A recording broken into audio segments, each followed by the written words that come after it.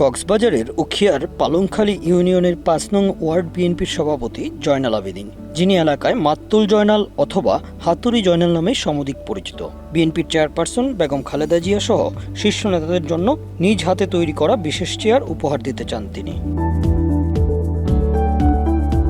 দীর্ঘদিন ধরে বিএনপির রাজনীতির সঙ্গে জড়িত জয়নাল বিগত ১৭ বছরে তিনি দলের নানা আন্দোলন সংগ্রামে সক্রিয় অংশগ্রহণ করে ১২টি মামলার আসামি হন এবং কয়েকবার কারাবরণ করেছেন। আন্দোলনের সময় হাতুড়ি হাতে মিছিলের সামনে সারিতে থাকার কারণেই স্থানীয় আওয়ামী লীগ নেতারা তাকে হাতুড়ি জয়নাল নামে ডাকত, যা এখন তার পরিচয় হয়ে দাঁড়িয়েছে। ২০১৭ সালে বেগম খালেদা জিয়া রোহিঙ্গা ক্যাম্প পরিদর্শনে উখিয়ায় যান। তার নিরাপত্তার দায়িত্বে ছিলেন এই জয়নাল।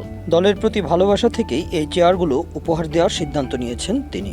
চেয়ারগুলোর কারুকাজ প্রায় শেষ পর্যায়ে। বেগম খালেদা জিয়া, তারেক রহমান, মির্জা ফখরুল ইসলাম আলমগীর এবং বিএনপি স্থায়ী কমিটির সদস্য সালাউদ্দিন আহমেদ সহ ৫ জনকে এই চেয়ার উপহার দেওয়ার পরিকল্পনা রয়েছে তার। গত ৮ জুন উখিয়া উপজেলা বিএনপির আহ্বায়ক সারওয়ার জাহান চৌধুরীকেও একটি চেয়ার উপহার দিয়েছেন জয়নাল। স্থানীয় নেতাকর্মীদের উপস্থিতিতে এই চেয়ার হস্তান্তর করা হয়।